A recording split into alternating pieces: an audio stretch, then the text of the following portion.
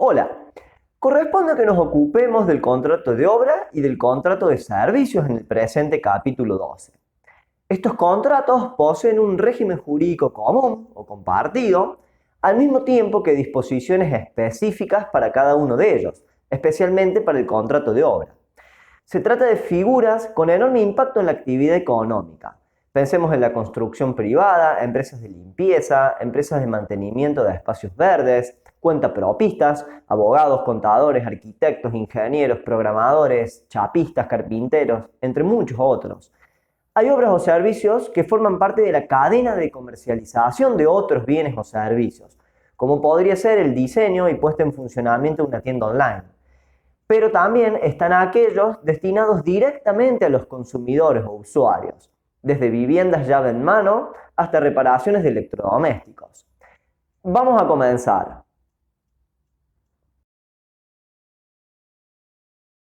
Obra y servicios.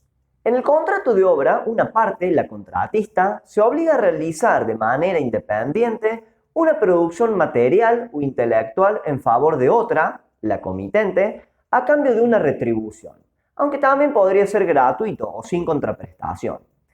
Existe contrato de obra cuando un artista se obliga a realizar una escultura, pintura o pieza musical, cuando un programador desarrolla una aplicación o software, cuando un ingeniero civil hace un estudio de suelo, cuando un contador hace una auditoría contable de una empresa, cuando un traductor traduce un libro, asimismo cuando un abogado redacta un contrato o hace un dictamen, etc. Podremos decir que el contrato de obra permite crear o modificar la realidad. El cultivo del suelo, la construcción de una vivienda o la creación de una obra artística se realizan a través del contrato de obra. En el contrato de servicios, una parte, la prestadora, se obliga a realizar de manera independiente un servicio en favor de otra, la comitente, a cambio de una retribución, aunque aquí también podría ser de carácter gratuito o sin contraprestación. Existe contrato de servicio cuando se brinda asistencia o asesoramiento profesional de cualquier clase, contable, jurídico, financiero, deportivo, político, comercial, sin comprometerse a un resultado concreto que pueda traducirse en un producto final. El término servicios quizás sea demasiado amplio para calificar este contrato porque de ninguna manera alcanza todos los servicios que existen en la economía. Así, por ejemplo, una empresa de logística presta un servicio, si lo miramos en términos económicos, pero el contrato, el vínculo que la une con cada uno de sus clientes es de transporte o transporte multimodal. La noción jurídica de servicio a los fines de este contrato es bastante más acotada o circunscripta. Existen servicios cuya prestación configura un contrato atípico, como el management o la representación de deportistas o artistas, o bien tienen una disciplina jurídica particular, tal el caso del corretaje o la mediación.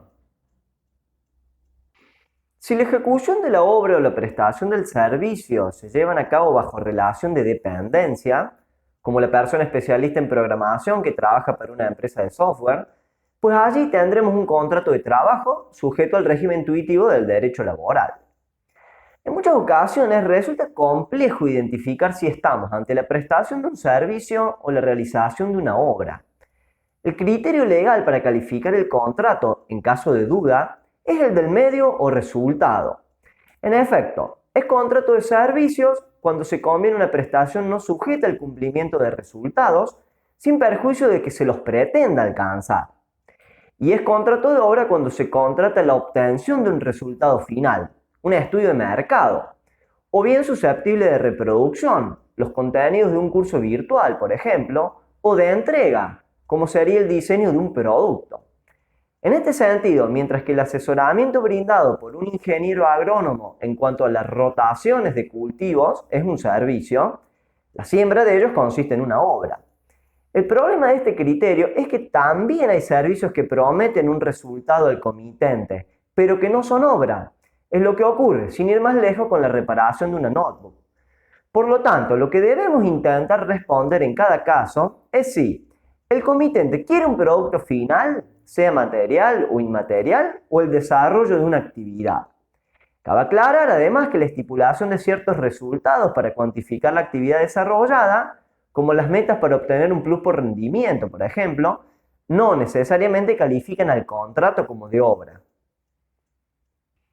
Supongamos que Artec es una empresa de marketing digital que produce contenidos y desarrolla estrategias en redes sociales para el posicionamiento de marcas. Entonces, ella estará obligada a realizar adecuadamente las prestaciones comprometidas, por ejemplo, relevamiento de mercado, diseño de estrategias, elaboración de contenidos visuales, audiovisuales, publicaciones periódicas. Mantener informado al comitente acerca del desarrollo de las prestaciones, planificación, impacto de las campañas, cumplimiento de los plazos, etc. Aportar los bienes materiales, como la escenografía para un set publicitario, e inmateriales, podrían ser imágenes digitales, por ejemplo, adecuados para la correcta ejecución de las prestaciones comprometidas. Usar con diligencia los bienes materiales e inmateriales suministrados por el comitente, un catálogo de productos, por ejemplo. Dar aviso al comitente acerca de la falta de propiedad o vicio de los bienes materiales o inmateriales proporcionados. Tal sería el caso de que los documentos se encuentren en formato no editable o en un formato diferente al requerido o estén dañados. Y eventualmente, llegado el caso, abstenerse de utilizarlos cuando de su uso pueda producirse algún daño. Ejecutar las prestaciones comprometidas en el tiempo acordado, por ejemplo, realizar las publicaciones semanales pactadas. Por su parte, la comitente estará obligada a pagar el abono periódico o suma total estipulada, prestar toda la colaboración necesaria, como facilitar el ingreso a los locales comerciales o brindar información suficiente, ello a los fines de que la empresa pueda llevar a cabo su actividad. Y finalmente, recibir la obra si fuera adecuada en el caso de que la empresa se obligase a entregar un producto final. Podría ser, por ejemplo, el contenido audiovisual de un anuncio publicitario. Según hemos dicho, la disciplina jurídica del contrato de obra y el contrato de servicio se conforma de normas de carácter general, o sea, aplicables a ambos contratos, y asimismo de disposiciones específicas, o sea, aplicables a cada uno de ellos. De la regulación general podemos destacar lo siguiente: la autonomía del prestador o contratista con relación a los procedimientos o técnicas a emplear para la ejecución de la obra o la prestación del servicio, a menos que las partes hayan estipulado ajustes específicos. Ahora bien, el contratista o prestador siempre debe respetar las reglas técnicas propias de su profesión, oficio o actividad. La impersonalidad del servicio de la obra, por eso puede delegarse en otras personas o valerse de la colaboración de terceros, salvo que lo contrario resulte de lo convenido o de la naturaleza de las prestaciones. La determinación del precio por el juez cuando no puede determinarse conforme el contrato, la ley o los usos. La plena autonomía de las partes para fijar el precio de la obra o el servicio. Las leyes arancelarias locales no pueden establecer topes máximos. Cuando se aplican leyes arancelarias, el juez tiene la facultad de reducirla o aumentarla en el caso que sea totalmente desproporcionada. Los bienes materiales o intangibles necesarios para la obra o el servicio debe proveerlos el contratista o el prestador, a menos que las partes o los usos indiquen otra cosa. La pérdida de las cosas o bienes necesarios para la obra o el servicio por caso fortuito perjudica a quien está obligado a proveerlos. No así, por ejemplo, si los materiales se deterioran por falta de cuidado del contratista o prestador. En principio, la muerte del contratista o prestador produce la extinción del contrato, no así la muerte del comitente. El comitente puede rescindir unilateralmente el contrato sin causa, o sea, terminarlo con efectos futuros sin necesidad de invocar razón alguna, siempre que indemnice al contratista o prestador por los gastos, trabajos y utilidades no percibidas.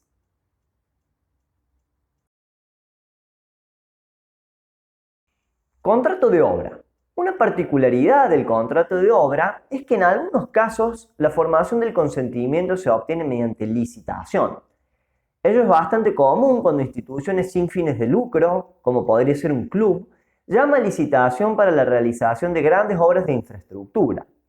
Se trata de un procedimiento en donde básicamente el comitente convoca a la presentación de ofertas concurrentes por parte de los contratistas interesados en la obra.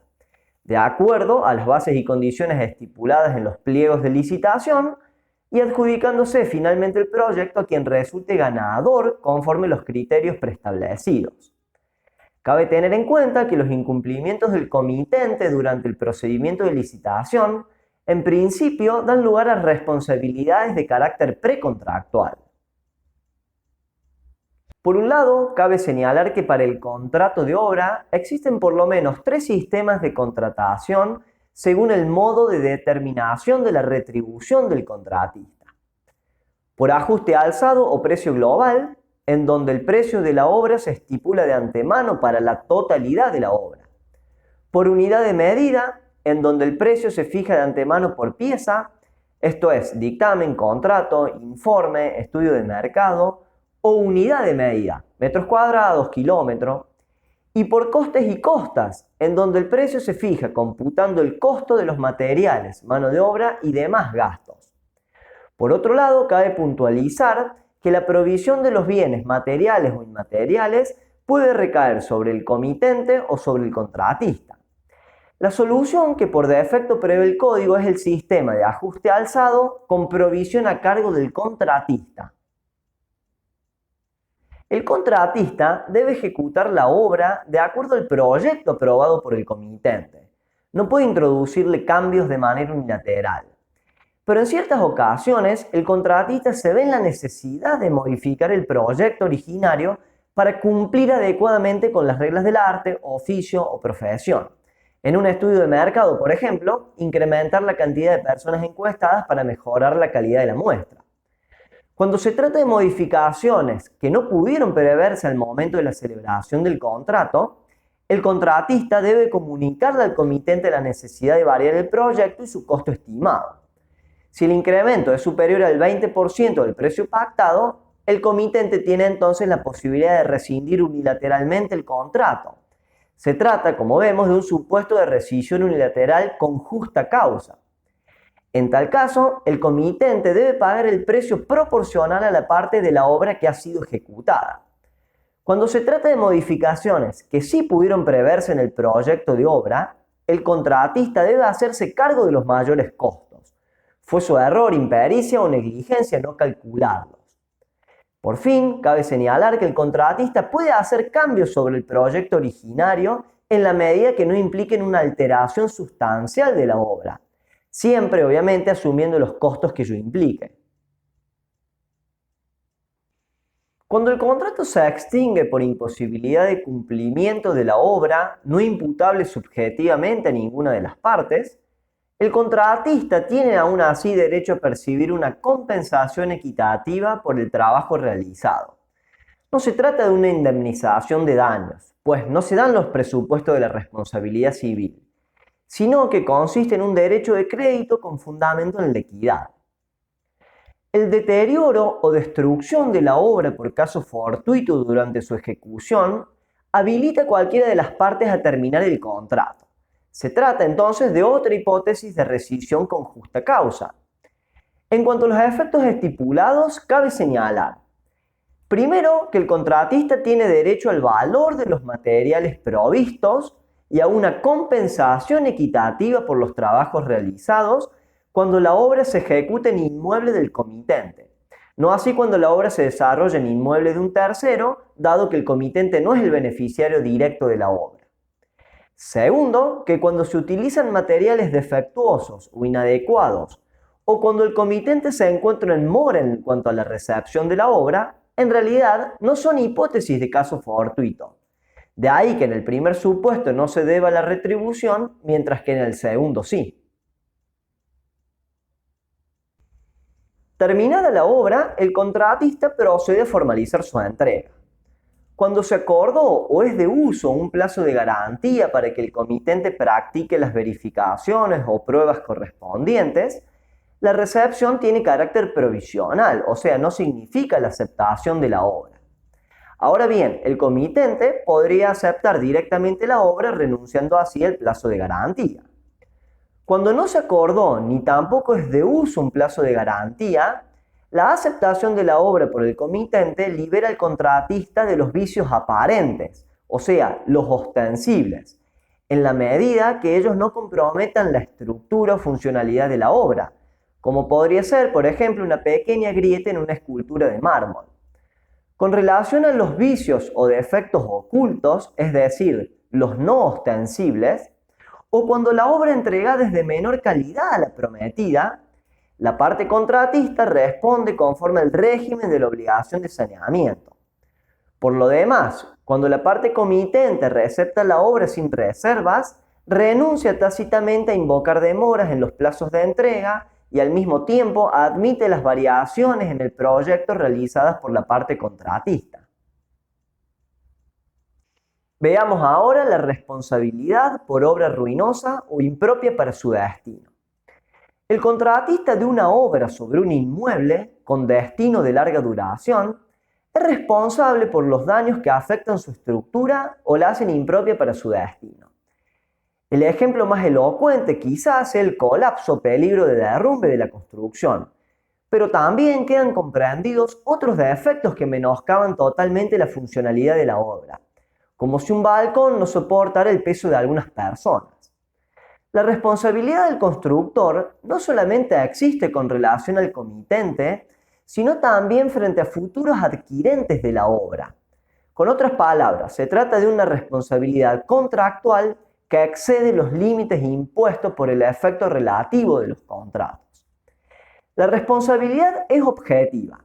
Ello quiere decir que el contratista solamente se libera demostrando la ruptura del nexo causal. Esto es, el caso fortuito, la fuerza mayor, la culpa del damnificado o el hecho ajeno. Más aún, los vicios en el suelo o los vicios en los materiales no liberan de responsabilidad al contratista, porque él tiene la obligación de asegurarse tanto de las condiciones del suelo como de la propiedad de los materiales a emplear.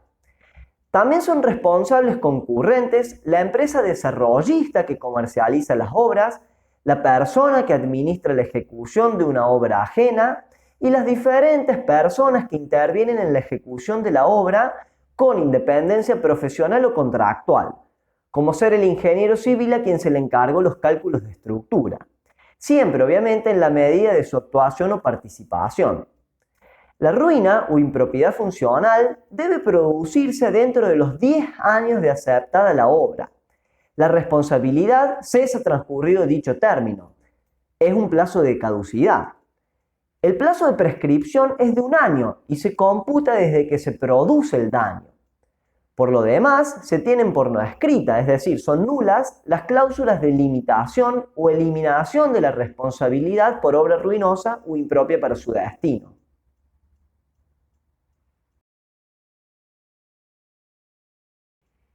Contrato de servicios. El contrato de servicios de carácter permanente, que comprende asimismo los servicios periódicos, como podrían ser las liquidaciones de sueldo en el caso de los estudios contables, puede ser por tiempo determinado o indeterminado.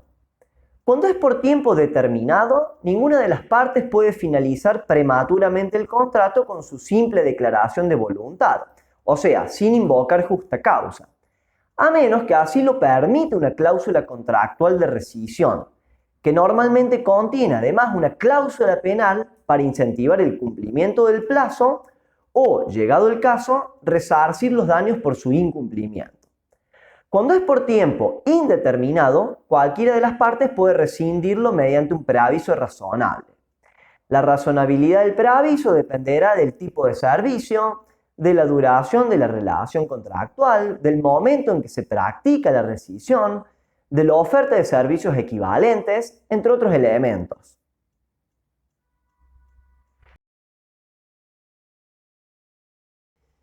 Servicios de consumo. Cuando el prestador del servicio es proveedor y el comitente consumidor, la relación jurídica contractual queda comprendida dentro del régimen de defensa del consumidor. En este sentido, la Ley 24.240 contiene una serie de dispositivos destinados a la protección de los consumidores de servicios. Con carácter general, esto es, para cualquier clase de servicio, se establece la obligación del proveedor de cumplir las condiciones publicitarias, los términos de la oferta y lo acordado con el consumidor. En realidad, ello es algo absolutamente obvio. la propuesta de contrato aceptada por el consumidor, como así también las indicaciones de los anuncios publicitarios, constituyen el contenido del acuerdo de voluntades. Con carácter específico para los servicios de reparación, mantenimiento o similares, como los que prestan los talleres del automotor, lubricentros o lavaderos de autos, por ejemplo, se establecen las siguientes obligaciones para el prestador. Primera, la utilización de materiales nuevos o adecuados para la cosa, a menos que el consumidor acepte por escrito el empleo de otros productos en la medida de que ellos sean técnicamente aptos para cumplir con el fin del servicio. Hay repuestos nuevos que pueden ser muy costosos, entonces quizás el consumidor opte por la aplicación de un usado o restaurado. Segunda, la extensión de un presupuesto que debe contener todos los detalles del servicio a realizar. Tal documento emitido por el prestador puede ser la oferta o bien especificaciones de un contrato celebrado previamente. Tercera, la absorción de los mayores costos para la adecuada prestación del servicio cuando se deban realizar trabajos o utilizar materiales que fueron incorrectamente omitidos del presupuesto. Cuarta, la abstención de realizar trabajos o utilizar materiales que impliquen un aumento en el presupuesto sin la previa conformidad del comitente. Siempre, claro, que sean necesarios para la adecuada prestación del servicio y que no pudieron ser incluidos en el presupuesto por ser imprevistos. Así sucede cuando recién al desarmar el artefacto, el prestador puede saber con precisión cuál es el trabajo que corresponde hacer o el repuesto que debe cambiar. Quinta, la realización de trabajos o utilización de materiales que impliquen un aumento en el presupuesto cuando la interrupción de las tareas es susceptible de perjudicar la cosa. Ello podría ocurrir, por ejemplo, en el contexto de una intervención veterinaria en una mascota. Sexta, la subsanación del trabajo mal realizado sin costo adicional para el consumidor cuando se exteriorizan fallas o desperfectos en el servicio prestado dentro de los 30 días de su conclusión. Séptima, la extensión por escrito de garantías adicionales, o sea, para después de expirado el plazo de cobertura legal con contenidos mínimos.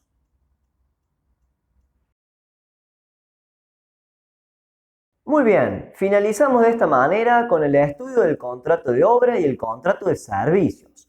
Vimos su configuración, la calificación del contrato y el régimen común, como ser la determinación del precio, las obligaciones de las partes o la responsabilidad por rescisión unilateral sin causa.